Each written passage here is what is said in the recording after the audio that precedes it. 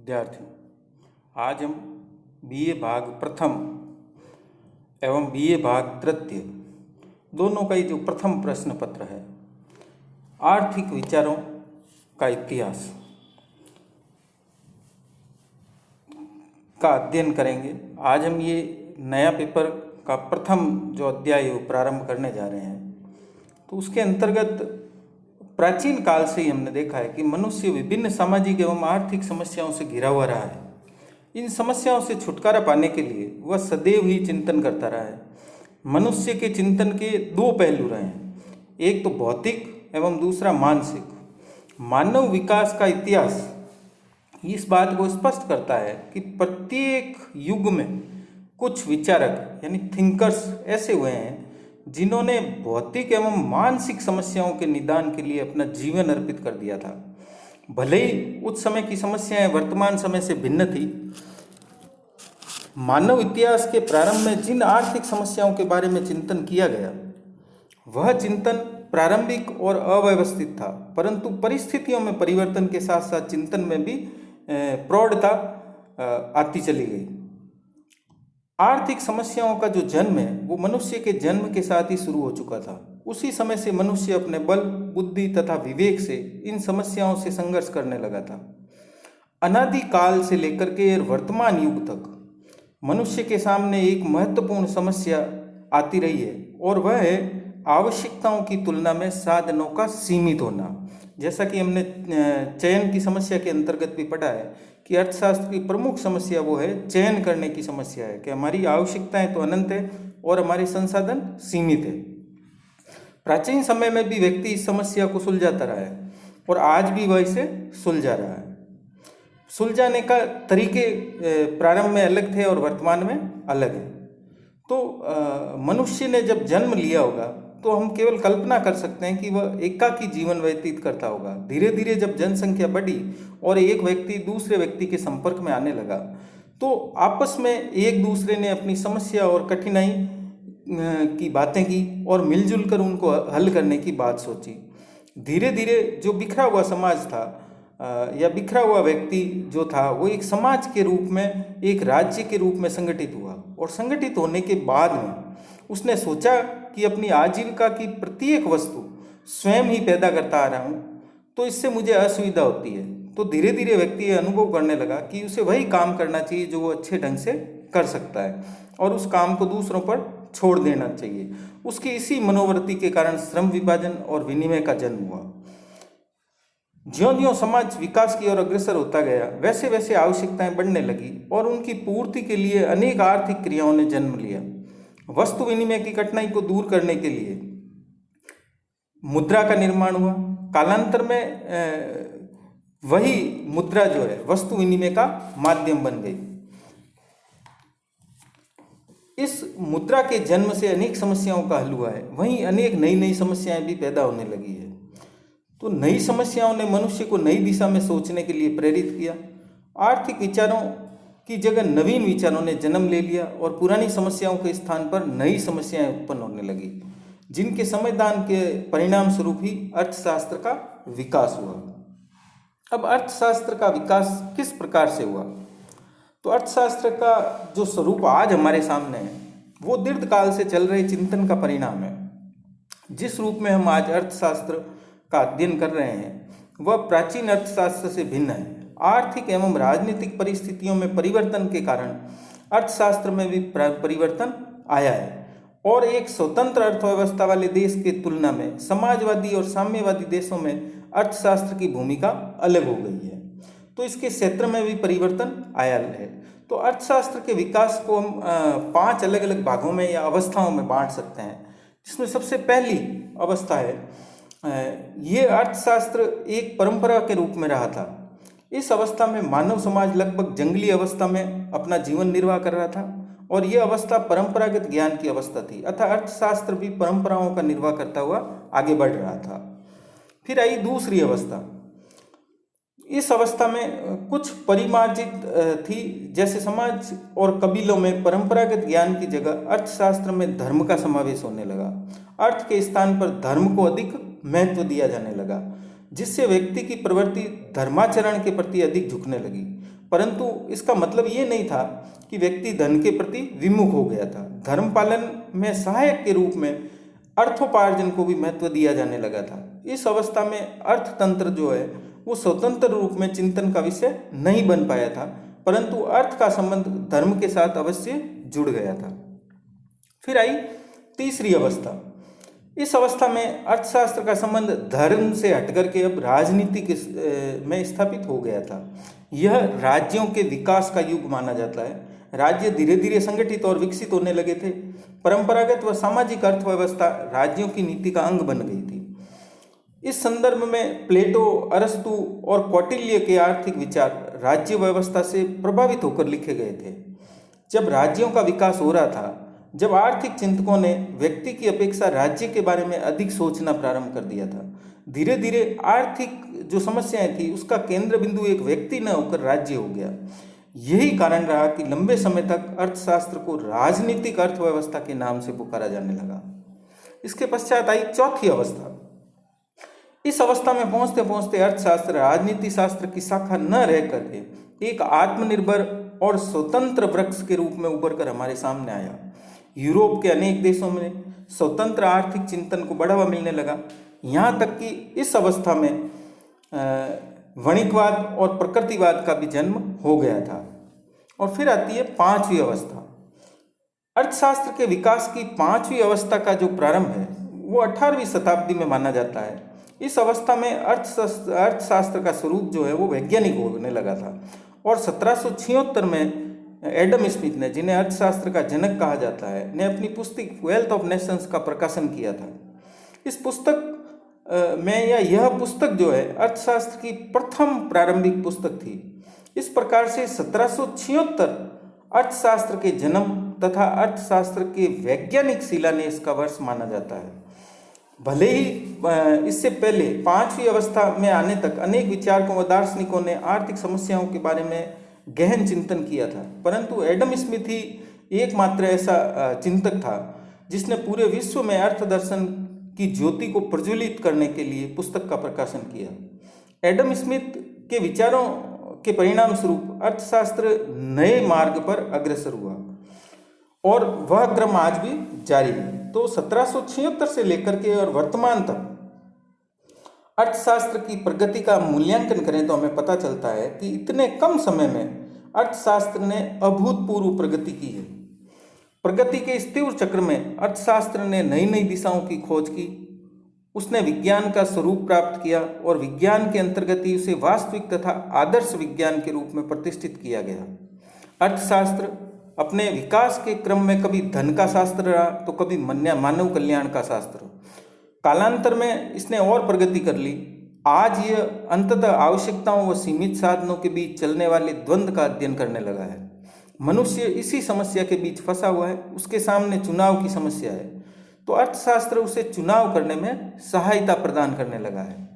और 1929 की जो विश्वव्यापी मंदी हुई थी उसके परिणाम स्वरूप अर्थशास्त्र और भी ज़्यादा परिवर्तित हो गया, क्योंकि उस समय की जो मुख्य समस्या थी वो अति उत्पादन और बेरोजगारी की थी। और प्रतिष्ठित अर्थशास्त्रियों ने अति उत्पादन व बेरोजगारी जैसी समस्याओं की कल्पना भी नहीं की थी, परंतु 1929 की विश्वव्यापी मंदी ने उनके सिद्धांतों को अवास्तविक बना दिया। और 1929 के बाद प्रोफेसर लॉर्ड मेनार्ड केन्ज ने इस दिशा में सोचना प्रारंभ किया और 1936 में उसने अपने महान ग्रंथ जनरल थ्योरी का प्रकाशन करके दुनिया को आश्चर्य में डाल दिया। 1936 में ही उसने इफेक्टिव डिमांड यानी प्रभावपूर्ण मांग का ज्ञान हुआ और ये सिद्ध कर दिया केन्स ने कि प्रभावपूर्ण मांग बढ़ने तथा घटने के साथ ही रोजगार की मात्रा भी घटती और बढ़ती है। तो अब आने वाले दशकों में अर्थशास्त्र की प्रगति किस रूप में होगी ये तो हमें भविष्य में ही पता चलेगा, परंतु इतना निश्चित है कि अर्थशास्त्र की प्रगति अब अवरुद्ध नहीं होगी। वह परिस्थितियों के अनुरूप अपनी प्रगति का पथ प्रदर्शक बना रहेगा।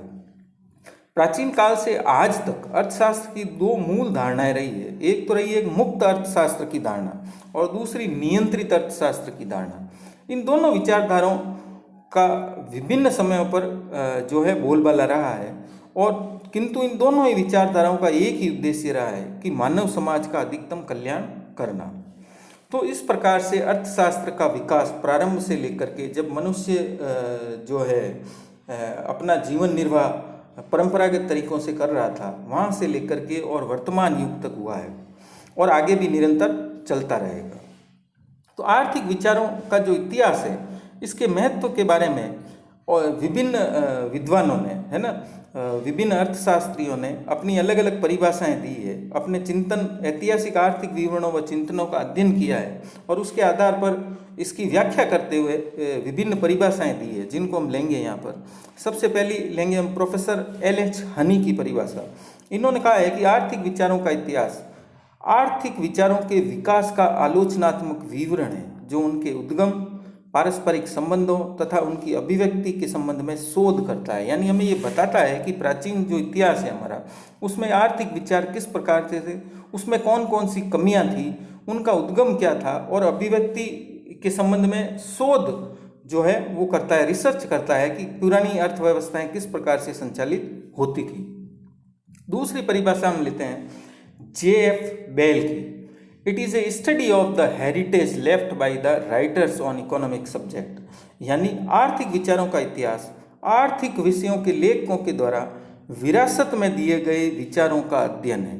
तो इस प्रकार से जो है प्रोफेसर बेल का भी ये मानना है कि जो हमारे पुराने विचारक हैं, उन्होंने जो अर्थशास्त्र से संबंधित अध्ययन किया है, उनका जो अध्ययन है वही आर्थिक विचारों का इतिहास कहलाता है। उसके पश्चात हम आते हैं प्रोफेसर सुम्पीटर ने, प्रोफेसर J. सुम्पीटर ने आर्थिक विचारों के इतिहास की व्याख्या में चिंतन को विशेष महत्व देते हुए लिखा है कि किसी समय वह स्थान विशेष में आर्थिक विषयों, विशेषकर इनसे संबंधित राजकीय नीति पर जन मस्तिष्क में पैदा होने वाले सभी मतों का निचोड़ है। यानी उन्होंने जोर दिया है चिंतन पर कि आर्थिक चिंतन पर किस प्रकार से विचार किया गया और किस प्रकार से वो जन मस्तिष्क पर अपना प्रभाव छोड़ता है। अब हम नेक्स्ट आते हैं कि आर्थिक इतिहास क्या है। आर्थिक इतिहास के अंतर्गत हम समाज की विभिन्न आर्थिक क्रियाओं के विकास का अध्ययन करते हैं। प्राचीन काल में हमें जैसा कि पता है कि मनुष्य अपनी आर्थिक समस्याओं से निपटने के लिए कुछ आर्थिक क्रियाओं का संपादन कर रहा था और आज भी कर रहा है, परंतु वर्तमान और प्राचीन समय की आर्थिक क्रियाओं में बहुत ज़्यादा अंतर था। आज के बदलते हुए आर्थिक जीवन की तुलना में प्राचीन काल का आर्थिक जीवन गतिहीन था। कालांतर में मनुष्य का चिंतन गहन हुआ और बार बार के अनुभवों से उसे नई प्रविधियों की खोज के लिए प्रेरित किया। मनुष्य के चिंतन व खोज के परिणाम स्वरूप ही वाणिज्य, उद्योग, यातायात, बैंक, कृषि आदि आर्थिक संस्थाओं का विकास हुआ।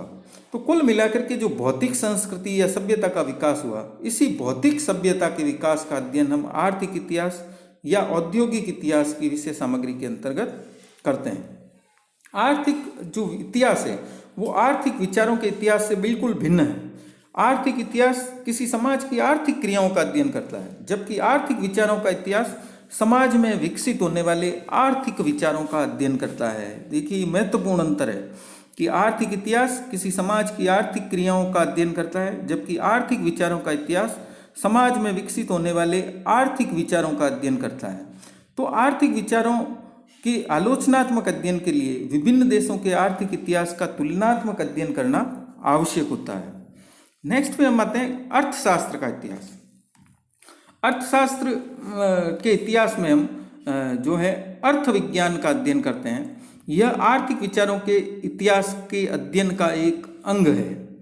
तो अर्थशास्त्र के इतिहास को आर्थिक विश्लेषण का इतिहास भी कहा जाता है, क्योंकि इसमें अर्थशास्त्र के विभिन्न सिद्धांतों के उद्गम तथा विकास का क्रमबद्ध अध्ययन किया जाता है। अर्थशास्त्र के इतिहास का विकास क्रमिक रूप से हुआ है और आज ये जिस रूप में हमारे सामने है वह चिंतनों और विभिन्न खोजों के परिणाम स्वरूप है। इस क्रमिक विकास के अंतर्गत जिन जिन आर्थिक सिद्धांतों और विधियों की खोज की गई है, उन सब का अध्ययन हम अर्थशास्त्र के इतिहास के अंतर्गत करते हैं। चूंकि अर्थशास्त्र का इतिहास और आर्थिक विचारों का इतिहास दोनों ही उन विचारों तथा सिद्धांतों के अध्ययन से संबंधित है जो लोगों के आर्थिक तथ्यों व शक्तियों का ज्ञान कराते हैं, परंतु आर्थिक विचारों का इतिहास अर्थशास्त्र के इतिहास से अधिक विस्तृत और अधिक व्यापक है।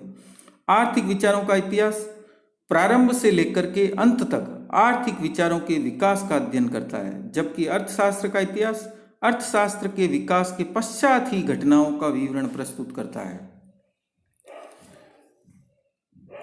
नेक्स्ट हम आते हैं आर्थिक विचारों का इतिहास। तो आर्थिक विचारों का इतिहास एक बहुत ही व्यापक शब्द है।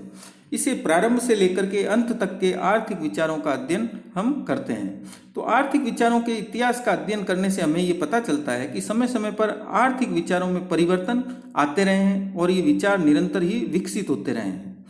आर्थिक विचारों के इतिहास से हमें अतीत से लेकर के और वर्तमान समय तक के आर्थिक विचारों का क्रमबद्ध ज्ञान प्राप्त होता है। इसमें आर्थिक विचारों के उद्गम तथा विकास का परीक्षण किया जाता है।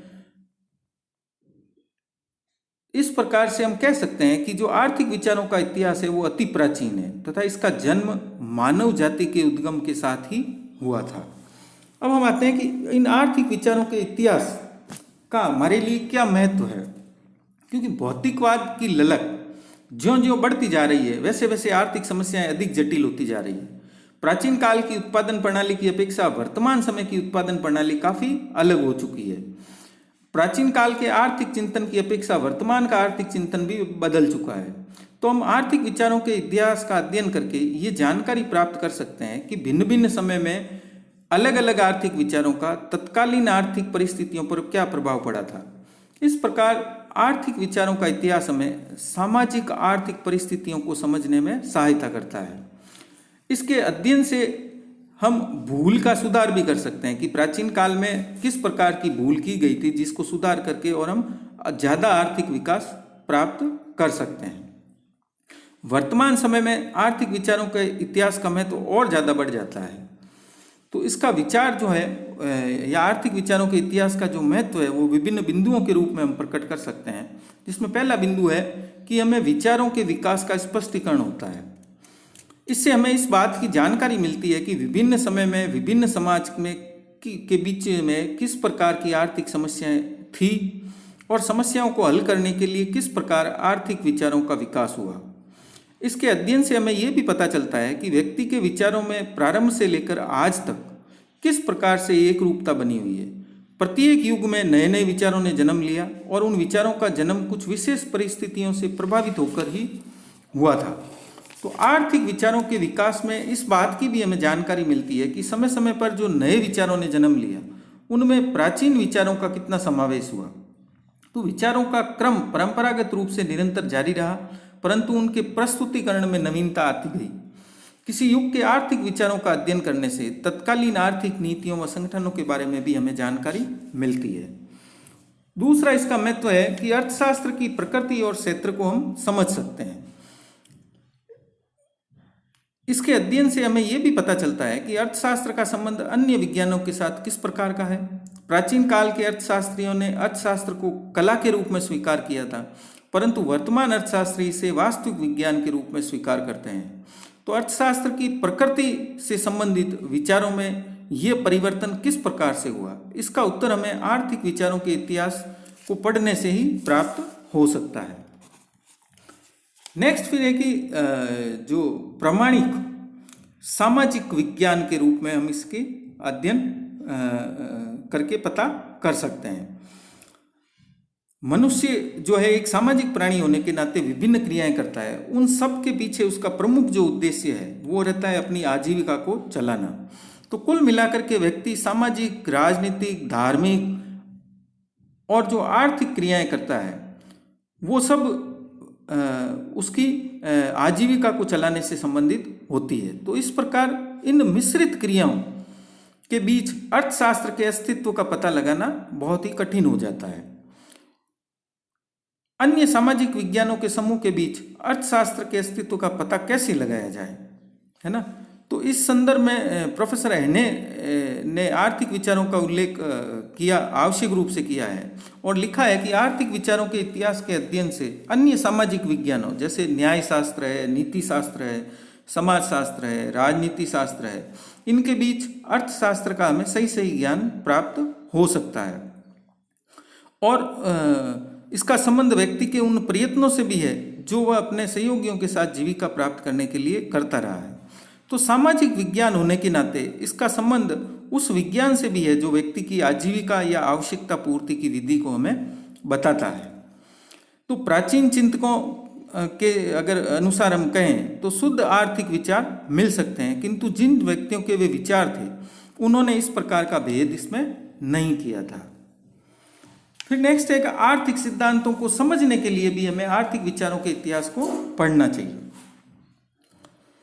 किसी सिद्धांत की वास्तविक स्थिति की जानकारी प्राप्त करने के लिए यह आवश्यक है कि उसका आदि से अंत तक अध्ययन किया जाए। यदि ऐसा संभव नहीं है तो सिद्धांत के स्वभाव एवं उद्देश्य की हमें सही सही जानकारी प्राप्त नहीं हो सकेगी। तो आर्थिक विचारों का इतिहास हमें इस क्षेत्र में सहायता प्रदान करता है। और नेक्स्ट है फिर अनेक विचारों का उद्गम है, ये है ना। आर्थिक विचारों का इतिहास है जिसे समुद्र माना जाता है कि ये बहुत बड़ा समुद्र है जिसमें बहुत से आर्थिक विचार समाये हुए हैं। वर्तमान में हम जिन विचारों को नए नए नामों से पुकारते हैं उनका इतिहास भी बहुत प्राचीन है। ज्ञान की अन्य धाराओं के समान ही आर्थिक विचारों का विकास हुआ है। समय समय पर विचारकों के द्वारा जो विचार प्रस्तुत किए गए उन्हीं का अनुसरण करते हुए आगे के विचारकों ने समय अनुसार उन विचारों में परिवर्तन करके अपने अनुरूप नए विचार प्रदान किए हैं। युग विशेष के किसी चिंतक के विचार समकालीन चिंतकों के विचारों से प्रभावित होते रहे हैं। तो इस प्रकार आर्थिक विचारों का इतिहास हमें अनेक आधुनिक विचारों के क्रमिक विकास की जानकारी प्रदान करता है, जैसे कि श्रम विभाजन है, मांग व पूर्ति है, मुद्रा है, पूंजी है, समाजवाद है, ब्याज है, लगान है आदि के जो सिद्धांत हैं जिस रूप में आज हमारे सामने हैं उनका प्रारंभ प्राचीन काल में ही हो चुका था, परंतु परिस्थितियों के साथ साथ उन सब में सुधार होते रहे हैं। तो यदि हमें आर्थिक विचारों का पूर्ण ज्ञान एवं विकास क्रम ज्ञात करना है तो हमें आर्थिक विचारों के इतिहास का अध्ययन करना होगा। तो इस प्रकार से हमने आज आर्थिक विचारों के इतिहास का अर्थ, उसकी परिभाषा, आर्थिक इतिहास, अर्थशास्त्र का इतिहास और आर्थिक विचारों के इतिहास में क्या अंतर है और आर्थिक विचारों का हमारे अर्थशास्त्र के विद्यार्थी के लिए अध्ययन की दृष्टि से क्या महत्व है का अध्ययन किया है।